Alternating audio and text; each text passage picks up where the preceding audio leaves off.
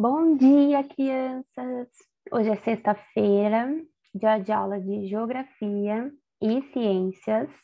Então, vocês vão pegar a apostila, eu tô com a minha aqui, para lembrar o que eu tenho que pedir para vocês grifarem.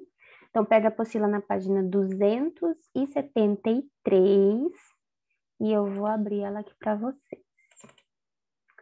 Muito bem. Então, nós vamos estudar as paisagens rurais brasileiras. Se a minha imagem aí travar para vocês, alguma coisinha assim, é porque a internet aqui tá oscilando bastante, ela não tá muito boa, não. Então, paciência, vamos lá. Então, na página 273, nós temos aí duas paisagens brasileiras, rurais, no caso, que mostra, né, que comprova a diversidade de paisagens que tem no Brasil.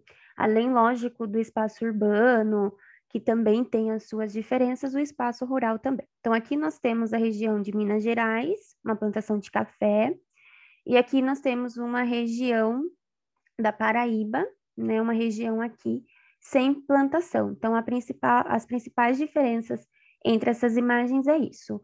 Uma você tem essa questão da plantação e a outra não. Então, continuando, vocês vão grifar esse primeiro parágrafo, atualmente o Brasil, até outros. Então, atualmente o Brasil ele se destaca muito na produção agropecuária. O que é agropecuária? Então, é tanto a exportação de carne quanto de produtos agrícolas. Então, a gente tem aí o açúcar, o café, o feijão, a carne de frango, entre outros. Aqui você tem a produtividade no Brasil na safra de 2017-2018. Então, ó, primeiro produtor mundial de café, primeiro produtor mundial de laranja, primeiro produtor mundial de cana-de-açúcar, segundo produtor mundial de soja, terceiro produtor mundial de milho, segundo criador mundial de bovinos, que é boi, segundo criador mundial de aves e quarto criador mundial de suínos, né, que é carne de porco. Então aqui notem que o Brasil ele lidera, né, em muitos casos ele fica em primeiro lugar de principal produtor mundial de produtos agropecuários. E por que que isso acontece? Então a gente vem aqui nesse próximo parágrafo o potencial agropecuário até rebanhos. Então, o que que esse parágrafo fala para a gente? Que o cultivo aqui no Brasil, ele é muito bom graças ao quê? As condições climáticas. O clima brasileiro é muito bom para a plantação. Inclusive, eu cheguei a falar isso para vocês na aula de ontem, de história, que eu falei que o clima era bom para cana-de-açúcar, então os portugueses trouxeram a cana-de-açúcar para o Brasil. E no caso da criação de animais, é porque a gente tem muitos pastos, né? Nós temos pastagens naturais, né? Ou cultivadas para alimentar os rebanhos. Então, a gente tem muita terra para criar animal e para plantar, e terra boa, certo? Por isso que o Brasil, ele lidera aí o ranking de exportação. Mais um fator aqui, nós vamos, nesses dois últimos parágrafos, vocês também podem grifar, na agricultura e na agropecuária. Aqui no Brasil, nós temos aí novas tecnologias, né, para melhorar a produção agropecuária. Então, a gente tem essa empresa brasileira de pesquisa agropecuária, que é Embrapa, que, que mostra que a produção aumentou muito. Por quê? Porque foi desenvolvido uma variedade de sementes, então a gente tem vários tipos de semente, criou e aprimorou diferentes técnicas de controle de pragas nas lavouras, correção do solo, né, tornar o solo mais fértil, a irrigação.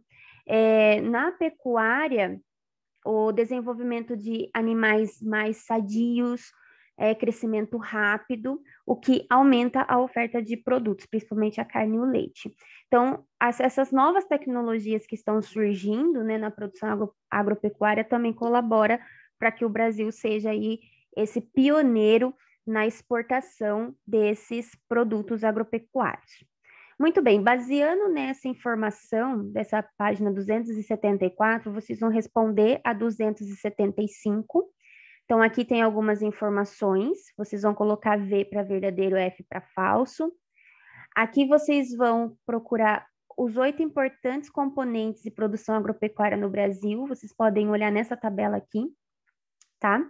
1, 2, 3, 4, 5, 6, 7, 8, ok? Então, são esses 8.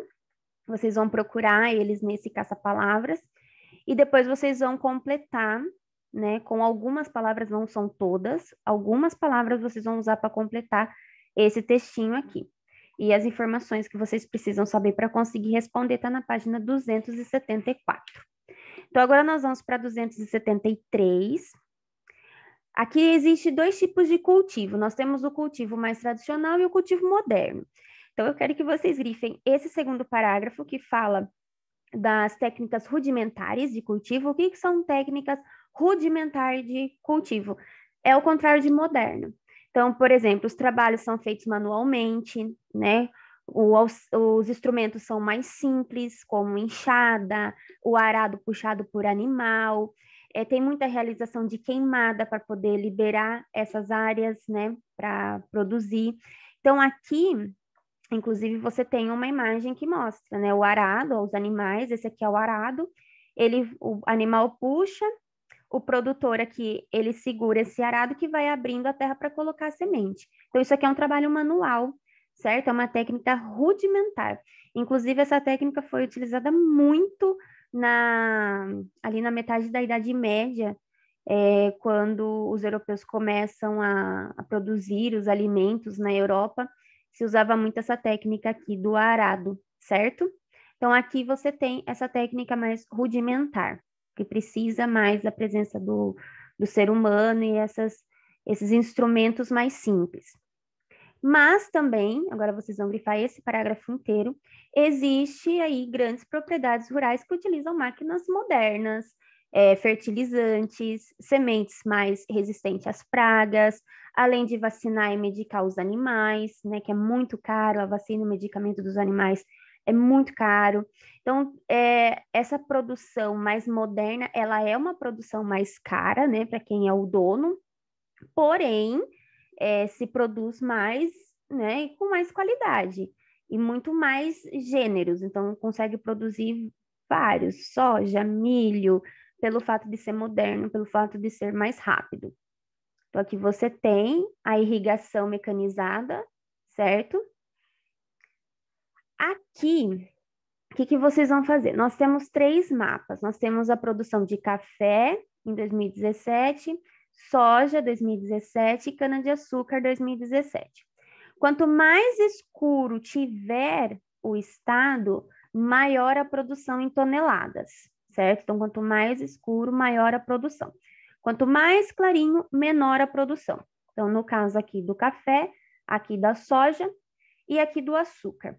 Então, na letra A, você vai citar 2 estados que têm aí uma produção superior a 73 mil toneladas. Então, aqui, ó, 73 mil toneladas a 1.534.344 toneladas. Então, aqui você vai procurar os estados que tá com essa cor bem mais escura. Vocês vão escolher 2, certo? Aqui tá em sigla. Eu vou mandar no grupo uma folhinha com as siglas e o nome dos estados para vocês saberem. Já na B pede região, a B e a C pede região. Então, Brasil são 5 regiões, certo? Eu também vou mandar uma imagem no grupo das 5 regiões, aí vocês veem a região aqui que está no mapa e olha lá nas 5 regiões para ver que região que faz parte esses estados. Então, no caso aqui na B, eles querem saber que regiões que encontram os estados com menores produções de soja. Então, aqui, que é a da soja, certo? Esse segundo, ele quer saber os menores, ou seja, abaixo de 34 mil toneladas. Então, aqui, ó, são essas regiões aqui. Essa região mais rosinha, essa região em branco. Então, você vai ver que estado que é e vai falar que região que esses estados fazem parte, tá? Que tá pedindo região. Em que regiões está a maior produção de cana-de-açúcar? Então, acima de 17 milhões. Então, você vem aqui. Acima de 17 milhões já é esses dois aqui, né, mais escuro. Vocês vão ver quais são os estados, olhar no mapinha das regiões e qual região faz parte. Lembrando que são 5 regiões: Norte, Nordeste, Centro-Oeste, Sul e Sudeste, tá bom? Cite no mínimo 2 estados, aí aqui é estado, em que a produção de cana-de-açúcar foi inferior a 84 mil toneladas. Então, aqui, ó, inferior a 84 é essa aqui, essa última aqui, certo? Essa última aqui é a inferior a 84 mil toneladas. Então, você vai ver quais são os estados. Aí tá pedindo 2, ok? Aí nós vamos para a próxima página. Tem mais alguns gráficos para vocês verem.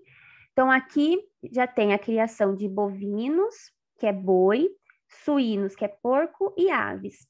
Então, qual estado brasileiro possui maior rebanho bovino no país? Então, você vai ver aqui, ó.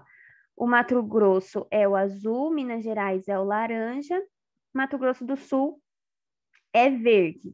Qual dos três é maior a produção? Na B, quais estados são maiores criadores de aves? Então, aqui, Santa Catarina é o roxo, Rio Grande do Sul é o verde, Paraná é o laranja. Então, qual dos três é o maior na produção? Ah, não, produção, perdão, gente. Produção de aves é esse aqui do lado. Esse aqui é o suíno. Perdão. Esse aqui do lado é o de aves. Vamos voltar. Volta a fita. Então, vamos lá. Na B é a produção de aves, que é esse aqui. Então, nós temos o Paraná, Goiás e Santa Catarina. Então, qual dos três é maior e vai colocar na B? Aí sim, a C é o criador de suíno. Então, você tem Santa Catarina, Rio Grande do Sul e Paraná. Qual que é o maior? Ok? Esses aqui que são maiorzão, ó, nos três, ele não está especificando um estado, ele está falando a criação nos demais estados. Então, vocês vão focar nesses estados aqui, ó. No caso da criação bovina, Mato Grosso, Minas Gerais, Mato Grosso do Sul. Suína, Santa Catarina, Rio Grande do Sul e Paraná. E aves, Paraná, Goiás e Santa Catarina, certo? E vai colocar o nome dos maiores produtores e criadores, né? No caso, um.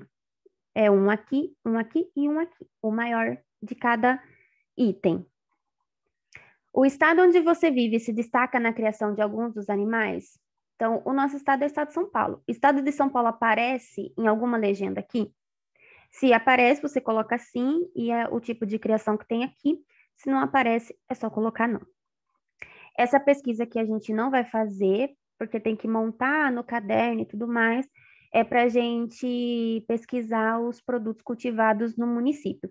O nosso aqui é muito fácil, né, gente? Aqui é a cana-de-açúcar. O nosso principal produto cultivado aqui é a cana-de-açúcar.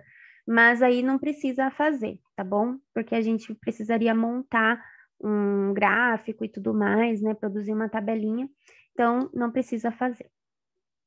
Agora nós vamos para um outro tema, que é a má distribuição de terra no Brasil. O que que acontece no Brasil? O Brasil tem muita terra.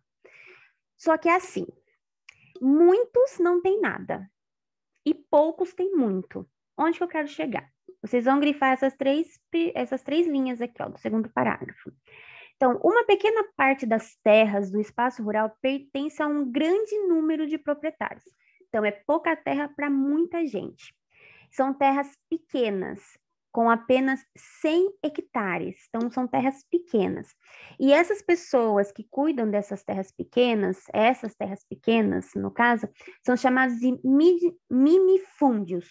Os minifúndios são essas terras pequenas que esse pequeno produtor, né, tem para ele. E nós temos agora aqui, vocês também vão grifar, a maior parte das terras brasileiras, ou seja, com mais aí de 1.000 hectares, que são chamados de latifúndios, que já são grandes propriedades de terra, na mão de poucos proprietários, de poucos agricultores. Então, é aquilo que eu falei. Muitos têm pouco, poucos têm muito. Então, quando a terra ela é pequena, ela é chamada de minifúndio, e quando a terra é grande, ela é chamada de latifúndio, ok? Então, aqui você tem uma pequena propriedade, aqui é o Rio Grande do Sul, e aqui você já tem uma grande propriedade, aqui no caso é Mato Grosso, certo? Aqui vocês vão grifar essas três linhas também. Então, vários latifúndios do país possuem terras improdutivas, isto é, que poderiam ser utilizadas para as atividades agropecuárias, mas, por decisão dos proprietários dessas terras, elas não são destinadas para essa finalidade. O que acontece? Tem muito proprietário de terra que tem terra lá que está improdutiva. Ele não está plantando, não está fazendo nada, a terra está lá, abandonada.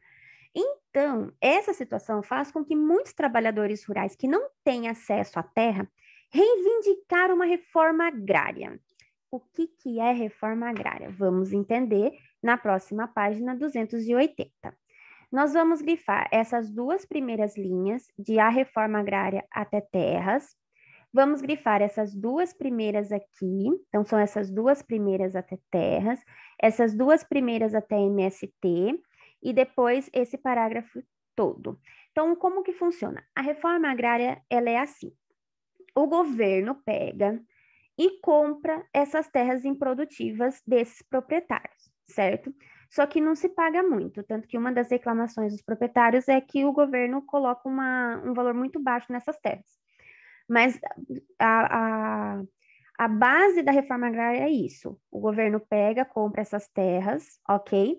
E faz a distribuição entre esses produtores rurais, esses trabalhadores rurais que não têm terra, certo? Só que esses trabalhadores, eles não precisam só da terra, eles também precisam do maquinário, da ferramenta, da semente, dos recursos, de tudo. Eles não têm nada, são trabalhadores rurais que não têm terra, não têm basicamente nada. Então, o governo teria que financiar tudo. Espera aí que o meu computador está acabando a bateria. Vamos lá. E então esses trabalhadores rurais fazem movimentos, né, sociais, como o movimento do Sem Terra, né, Movimento dos Trabalhadores Rurais Sem Terra, que é o MST. Eles fazem acampamentos na beira das estradas, próximo dessas terras improdutivas, como uma forma de pressionar o governo a fazer essa reforma agrária, né, comprar essas terras improdutivas, dividir, né, redistribuir entre esses trabalhadores rurais e também fornecer os recursos necessários para tornar essa terra produtiva. Por quê? O governo redistribui essas terras em troca, esses trabalhadores têm que produzir na terra, ok? Então, isso aí é a reforma agrária. Agora, vocês vão responder a página 281 e 282. Aqui é mais de uma afirmação verdadeira, tá bom? Tem mais de uma aqui. Aqui você vai explicar o que são os minifúndios, que eu falei lá para vocês, que são essas pequenas terras. Vocês podem voltar na página 274, tá até grifada a parte dos minifúndios. Você vai falar sobre a reforma agrária. A reforma agrária poderia resolver o quadro de concentração fundiária? O que é isso? Essa reforma agrária poderia reduzir a concentração de terra, de muita terra, na mão de tão pouca gente? Vocês acham que fazendo essa reforma agrária, redistribuindo terras não produtivas, vai diminuir essa concentração de terra na mão de tão pouca gente, né? Os mais ricos têm tanto, os mais pobres não têm nada. Então, a reforma agrária resolveria este problema, certo? Dê uma lida de novo sobre reforma agrária lá na página 280, para vocês conseguirem responder.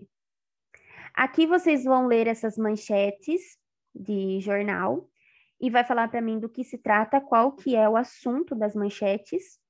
E depois, com base no que você já estudou sobre essa concentração de terra e reforma agrária, você vai colocar um outro título. Você vai modificar esse título e esse título, certo? E vai colocar um novo título.